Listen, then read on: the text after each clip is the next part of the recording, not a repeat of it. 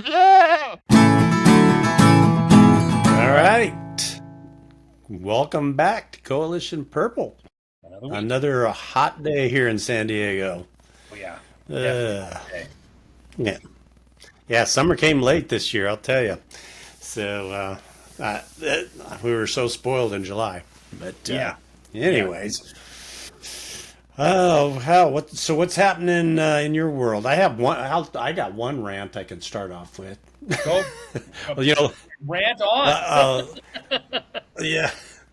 Well, last week I was ranting about gerrymandering a lot because it was like as awful as kind of the things that are going on in Texas, which I kind of disagree with. When you kind of dig into it and then you apply that to what's going on in California, it's like, yeah, Texas is bad, but California is more. If you kind of compare apples with apples, is more gerrymandered than Texas is.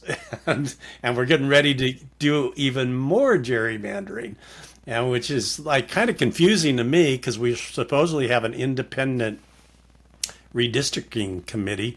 And it's like, I don't even know how they come up with the numbers they do. And again, me personally, I'm not, I tend to be a little more center left. And so it's not as big of a deal to me, but at the end of the day, I want everybody to be treated fairly. So that was hypocrisy on the Democrat side. And then last week, and then this week, where I'm going with this, then I'm reading the story that came out that Trump, mainly, the Republicans want to invest in Intel, the company Intel, and become the largest shareholder of Intel. Because, he's got a beef with Intel right now because the CEO is he Chinese? He's Asian, and he's from the Asian region somewhere. So, the excuse is, well, he's not really trustworthy. So let's just buy basically enough of Intel to control them. And on one sense, I get the whole security thing when it comes to technology these days. It's a little scary, but Yeah. it's like Republicans, it's like, I thought you guys were against communism, and isn't owning companies kind of the basis of communism? Yeah. I don't get it. And again, Owning the means of it comes back production. to this whole topsy turvy world we're living in, aligned with anything anymore. Well, I mean, I think one thing that I would just say, because this is sort of our gig, is if you had a third party, then that third party could actually stay true to itself, and you wouldn't have to have these shifting sands into which we are all sinking. As far as the ownership of Intel goes, I would say that's a truly awful idea. Government shouldn't own really anything, in my opinion. Because you were saying that you were a little bit left of center, and I've always been definitely right of center. I'm not even sure I would say I was a little bit right of center, but I believe very strongly in small government and private ownership, and all those kind of things. When the government gets involved with things, the innovation goes down the drain. It's never good. Exactly. Yeah. So Yeah, and particularly when it comes to technology. And again, I understand some of the concerns from a security perspective, but the answer is not having the government own it because they don't do a real good job on their own security. So exactly, we definitely do not I'd want. much leave that in the hands of the private world. Yeah, we need chip manufacturing in the United States for sure, and we should Absolutely. encourage that to happen. But the idea that the way you encourage chip manufacturing in the United States to happen is to have the government do it, terrible idea. You don't want a government monopoly on chip manufacturing. I mean, it's absolutely, I mean, that would be horrendously bad. No, it's insane. No, it's Yeah. absolutely insane. So, anyways, it was, I don't know, it seems like every week as I kind of track through the week, I just, I just keep seeing all these just totally random, very hypocrite kind of things popping up on all sides. And it's just like, no, there's no real value set within either of the two big parties anymore. They just kind of are just shifting to the winds. And to your point, all the more reason, that we've got to figure out a way, and it's not going to happen. They're not going to reform. So we got to figure out that way somehow Yeah. because And, it's only getting crazier and crazier. and another interesting thing sort of about the redistricting, there's been a lot of, Well, obviously, the Republicans in California are starting to fight back against the attempt of the Hmm. Democrats to do the redistricting, and they're filing lawsuits and they're bringing up points in the legislature. And there's been these videos floating around of the California state legislature basically sidelining the Republicans in the legislature, and the Republicans a lot of time are just asking, well, who was it that drew the lines for the new redistricting? Who actually came up with the plan and wrote it out? And the Democrats seem largely unwilling to even answer that part of the question. And so I kind of think that this, in a way, is a good learning moment for any Californians who are It paying is. attention, because it's like Yep. if you leave one party in power with overwhelming power for as long as the Democrats have had power in California, then the rules just don't apply to them anymore. They just there's no enforcement mechanism to really cause them to do anything. So they just can arbitrarily draw any district lines they want, arbitrarily say that those district lines are the ones that we now use, move people in and out of Congress in any arbitrary manner that they feel like. And it's not because they somehow are these ascendant beings that just arrived on the scene and had all this power. Californians have been voting these people into office for ages, and they just won't change course. If you look around, I mean, at some point, it's got to dawn on enough people in enough districts that what's going on isn't working, that you have to vote for somebody else. And until such time a third party comes along, then you might have to hold your nose and vote for a Republican once in a while. But there has to be some Right. turnover in the legislature. Otherwise, I mean, for all the talk we have about democracy, when you have as many people running unopposed as we have in California, we don't really even have Right. elections anymore. The people that are there just get reappointed every year forever, and that's it. Yeah. Yeah. No, I mean, California is a model for that in many ways, but it is happening most places, it seems like, anymore in the States, which is all it's doing is dividing us constantly. And I know that's really in the heart of most people is not where we're at. And we just got to break out of this crazy cycle we're in. And so much of it comes down to just the hypocrisy of it all. The other thing that I almost, it's sad, but I have to always chuckle about it. It was like, what, 2 days ago, the DOJ said they're going after some federal um, bank, central bank person because of mortgage fraud. And then A lot of that going around. yesterday, and then yesterday, ironically enough, Trump is getting his case overturned in New York, and it's going on to another appeal court, basically, which was mortgage fraud, where he supposedly lied Oh, on loan documents and all that. So he's not going to have to pay his big old fines. And actually, I was like, how perfect is this? I have a question because that I hadn't heard that. Did the appeals court in New York actually finally rule on the Trump case? Yeah, yeah. Oh, So they're I hadn't basically heard that. saying the penalties were excessive.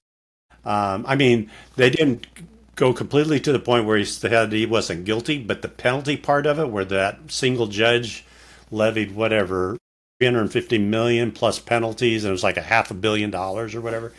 They basically said that that's excessive, and but it was the irony of it that it was like, okay, well, here's the president being accused of the exact same thing of lying on loan papers, and now his DOJ is going after this federal central bank person that he wants to get off the board so they can raise or lower interest rates.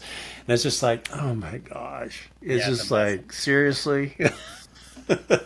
And one of the interesting parts on the whole line on your, because I know that they're kind of going after Adam Schiff and a bunch of people on that, that I was listening to a story, and apparently about they claim in this story, based on some studies, that close to a third of the loan applications are fraudulent from the respect of people will claim a residence as their primary residence, Yeah, even though they might have three or four that are listed because you get better rates, right?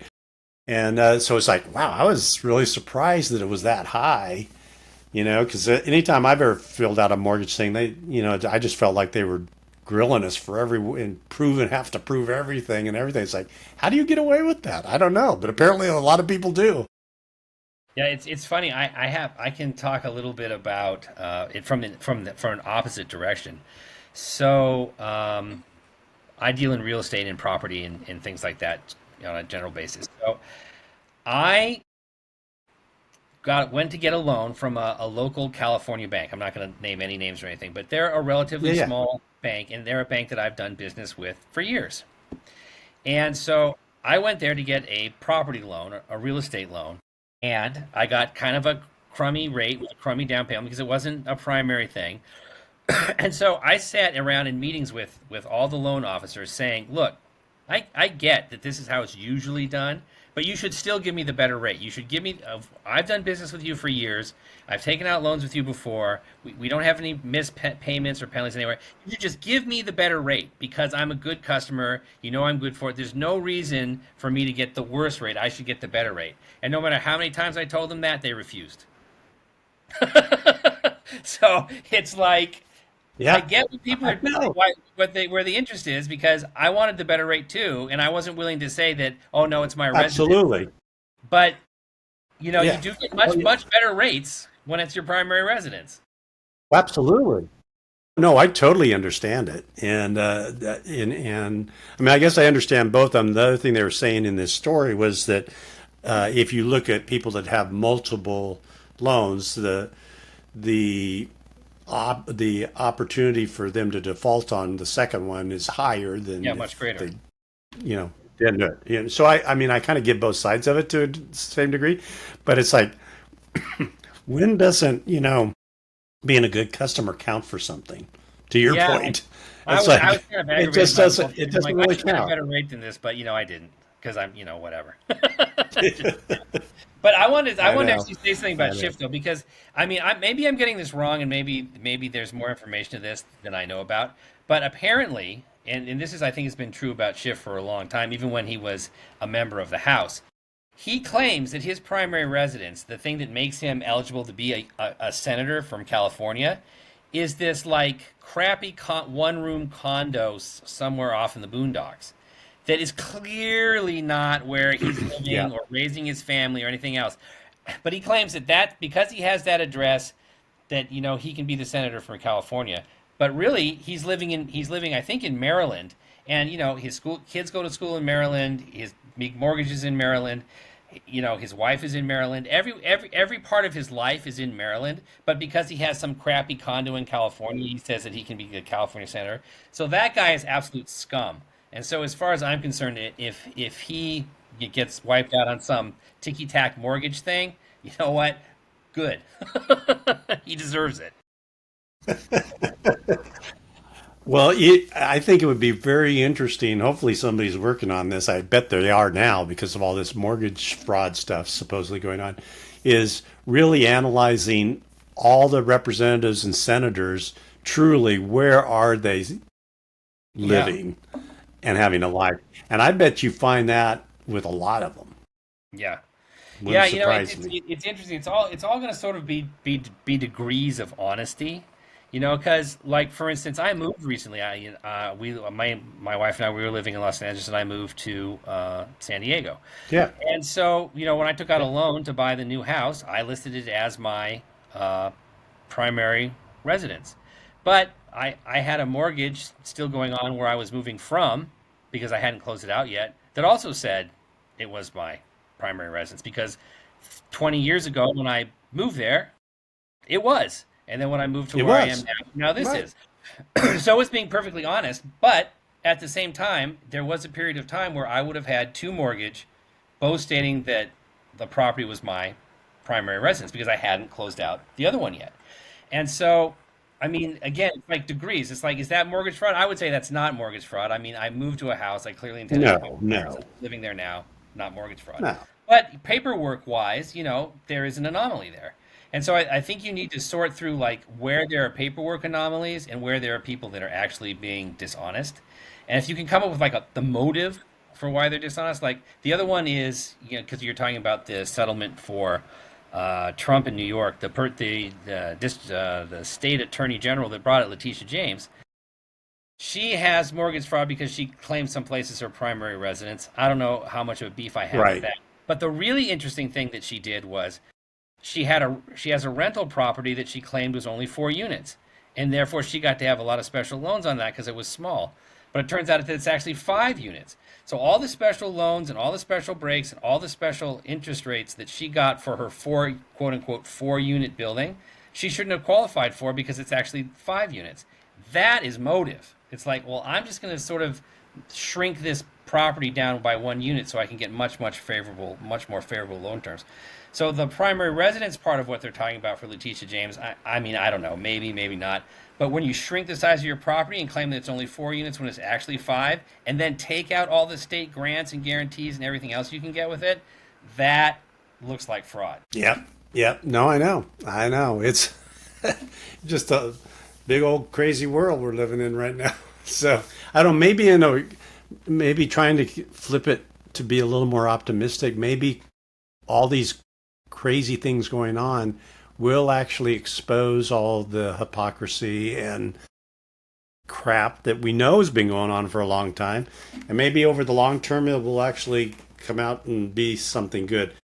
I'm trying to be optimistic. That's about Well, as optimistic as I can get right now. well, I'll give you a little bit of optimistic. See, I think that kind of what we're seeing we're in a cycle now, and I kind of in a way hope it continues is it's kind of the what's good for the goose is good for the gander cycle. So because Yep. federally we've been flip-flopping between Yep. Democrats and Republicans, the Democrats go after Republicans, the Republicans go after Democrats, and over a long haul, hopefully it gets sorted out, and you can get returned to some kind of balance. The real problem, is when you look at states like California or Texas, where one party has control, because then there is no repercussion for their actions. There is, some people talk about how Trump is retaliating against people, and it's like, okay, well, maybe he is. But a certain amount of retaliation isn't necessarily the worst thing in the world if the people that you're retaliating against are actually doing bad things. So in the federal system, right now we're going through a cycle where Trump is rooting out all of the things that the Democrats have done. And then when the Democrats get back into power, they'll root out the things that they don't like about what Trump did. And so because there's opposing voices, they sort of check each other. But in places like Texas or California where there are no opposing voices, you get gerrymandering Yes. or other things. So there has to be turnover. Yeah. There has to be Other competing stuff. voices. Yeah. Yeah. Yeah. Yeah. Yeah. And I know we've talked about it a million times, but it's just trying to get people to think that way. I think it's changing. I mean, there's definitely more independence out there, but if you look at and I'm going back to California a bit, when you look at how the districts have panned out in terms of the number of representatives we have, the and knowing that there's as many independents as there are, it still is kind of mind-boggling to me that there are that many independents that lean left to get to where the Democrats have ended up, and so that goes back to my suspicion. And again, you know, generally speaking, I would be in more favor of that, but I still want everybody to play fair. And it's like, if I was a Republican, that would be frustrating because there's no freaking way a bunch of independents out by Fresno and all that are going, blue. Yeah. Yet we have way more blue representatives than we do red. Yeah. Well, what has to happen is in the districts where candidates are running unopposed for whatever office there is, state legislature, House, Senate, whatever, there needs to be some way to run a candidate in those areas, against those people, and hopefully one that has a chance to win. My solution has always been that we need a third party that can do that. That's specifically what the third party needs to be geared towards doing. But we don't have that right now. So, on some level, Republicans in California are going to have to, I don't know, strap on their big boy pants and go start running in areas where the Democrats are, unopposed. And even if they don't win, they have to start talking about this can't go on forever. The people that you're voting for aren't helping you. In fact, the people you're voting for are the ones that cause the problems that you're complaining about.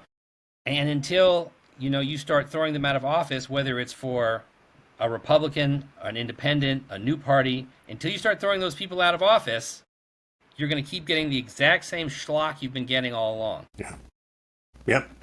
Well, and again, trying to look at the optimistic part of this in again, the odd way is one of the other things I was reading about this week was the level of debt people are experiencing has been going up very consistently the last couple of years. And that's going to come home to roost here, I think, as part of all this upheaval going on, because people are starting to, the rate of people being late on their payments and all that kind of stuff is really going up. And it's a lot of it when you read this article is in red states. Yeah. And so, but it's going up everywhere. Yeah. And so it's like at some point, because I think when you think of cost of living, a lot of times that's really focused on blue states, which generally speaking in, the urban areas where it's really gone crazy, yeah, it's pretty blue usually. But it is starting to impact red states. And you would hope that would be the common thread that would start bringing people together. And to your point, going, well, this person, man or woman, is not representing my best interest because my cost of living is going up, and it's not the deal it used to be. Well, one of the things that I think is sort of interesting, just from an economic sort of technical point of view, and it sort of goes back to the Trump Fed feud that's going on. And like you were saying, he's working to get some people, fired in that respect, and obviously he doesn't like the Fed chief, et cetera, et cetera. But a lot of that has to do with the fact that the Fed is not lowering interest rates. And one of the things that, if you really look at how interest works and, what the government owes for interest, because obviously the government owns trillions, it's almost inconceivable that the Fed ever raises interest rates for any length of time these days, because as soon as the Fed raises interest rates, it throws anybody who's got any kind of variable loan debt, into total chaos. Yeah. But one of the Yeah. big entities that has variable loan debt is the federal government. So you raise interest rates by a percentage point, and you're adding like trillions of dollars to the U.S. debt. So to me, it's almost unconscionable that the Fed continues to keep interest rates higher than they absolutely have to be.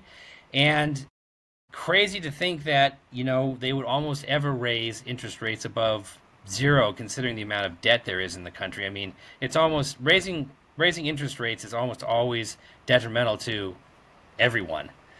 So, well, yeah, and it's one of those weird things because I agree with you on the lower the rates because all that does is going to fuel inflation and all that. But at the same time, it's like if you look over the long period of time, I remember back, God, when we bought our first place, we lived in Florida at the time. I'm trying to remember. I think we paid like 12 or 13% interest.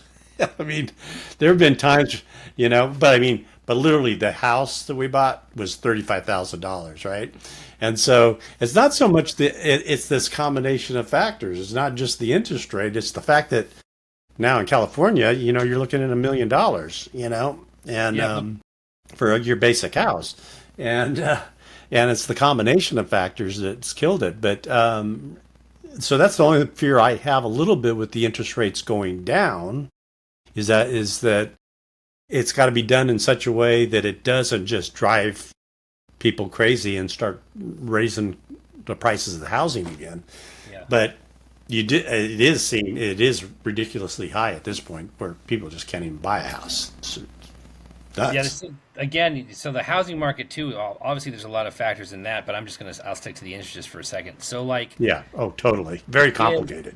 as far as like, because I remember interest rates that were that high. I was very young when they were that high, but I do remember that.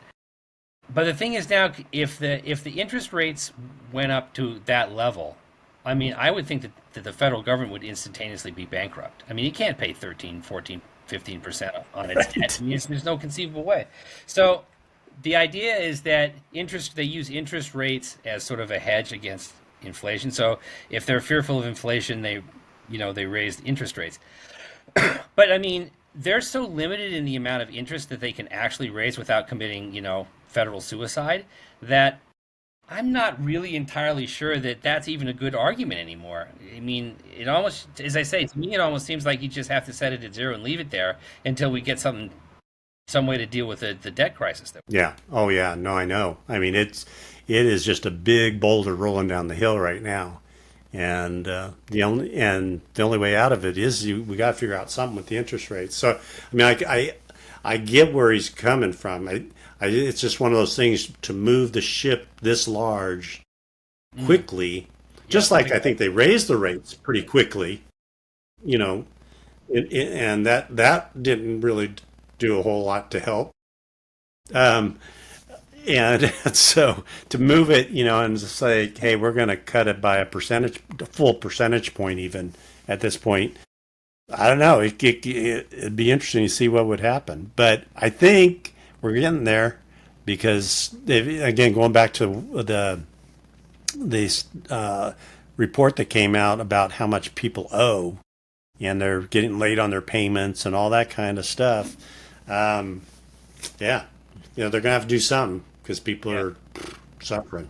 Well, the other thing is, it's interesting, sometimes we have these good circular conversations, and it goes back to the whole idea of the government buying a controlling interest in, the chip manufacturers. Right Yeah, now, the government doesn't really have a lot of money to spend. One of the reasons that we saw inflation go up, which resulted in interest rates going up, was that the government spent wildly huge amounts of money during and after COVID. And, you get this government debt spending, that's going to cause inflation because the money's got to come to pay for it from somewhere. And so you get inflation and then you get the rise in the interest rates. And so now Trump is in and he's talking about we need to, reduce the federal debt. And his main plan is, to do it with tariffs, which could result in inflation as well, potentially. But it's like, well, now you're going to buy Intel. And what else are you going to buy? I mean, he's been talking about buying all sorts of things, parts of Canada. We're just going to buy up Canada and we're going to do this. And yeah, you're like, right. how Yeah, many right. things are you going to propose to buy when you don't have any money? So it's like it's kind of this interesting thing. If you're a person that believes in small government like I do, then you want to see the size of the government contract. The government should be a regulatory body, in my opinion. It should regulate things. That's very, very important. Regulations are very important. We need to have good regulation. Absolutely. But it shouldn't basically own anything because it's terrible at owning things. Things that it owns are always awful. So it shouldn't own anything. And part of the reason I like the idea of getting rid of a lot of the USAID things, well, because the government is garbage at running those things. If there's a private company out there that wants to do USAID things and get donations and do whatever it wants to do, good, let it do it. But as soon as the government just becomes a vending machine for cash to go to NGOs, well, it's always going to be a big sloppy mess, and that's exactly what it was. Yeah, yeah. No, it is. I think maybe the only exception about the owning part might go for national parks. I don't know how you really privatize those in such a way that, and I'm sure there's lots of inefficiency within the national park system too, but that's one where it's like, I don't know how you do that. It's kind of like roads and bridges kind of thing. It's like, can you really privatize it? I don't know, but I hear you. I mean, on some of the other stuff, it's no question they're not really good at owning stuff, generally Yeah. speaking. But also, I would say that I'm a little bit flexible on those things. I'm not a libertarian. I'm not like there should never be any government anything. Right, right. So, uh, when it comes to owning land, yes, the government does own lots of land, but it's not like Yeah. running a company. And so Right, right. there's like there's a distinction that I always make. There's a difference between socialism and a social program. So even in my small government universe, one of the things that I think the government should do is provide mental health services for people. And the reason I think Right. that is because I don't think there's any way to fund it privately, and the people that it would be helping are not capable of fending for themselves. I mean, that's kind of the Right. nature of mental illness. When you're mentally ill, you're dealing in a different reality. You need some assistance. So I believe the government should do that. That is a social program, and it will cost money. And having a great capitalist society like ours that generates a lot of revenue and income and economic growth and all the things that it does lets us pay for social programs.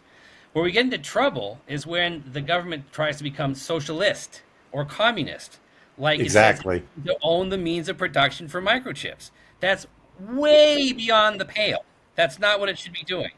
And so I kind of look at national parks the same way. Look, the federal government should own some land because open spaces, and this is proven through psychological study after psychological study, human beings need to be able to go into open spaces and see the sun and walk around and breathe the air. And so the government has an interest in making sure that something like that exists, and therefore it owns public lands, which it wants to preserve.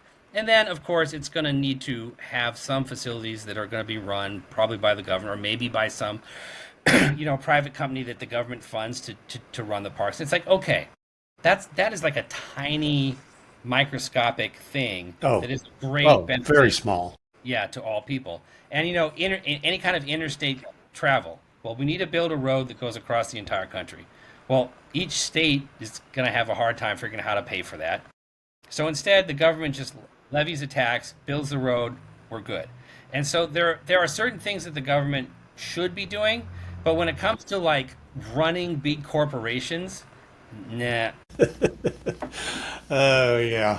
Well, the bright side is if they buy Intel, then probably the logo will get gold plated. So I think that's kind of a good thing. Yeah. That was Yep. my Trump You're joke of the right. day. I try not to do Trump jokes, but that one's just too easy. Yeah, I was just hanging Um, out there. Low hanging fruit right there. yeah, it was. It was.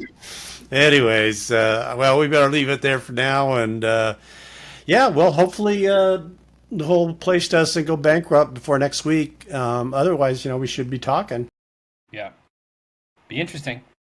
Well, it was good to see you again. Stay away from the heat, don't burn up, and we'll talk again next week. Sounds good. Take care. Bye.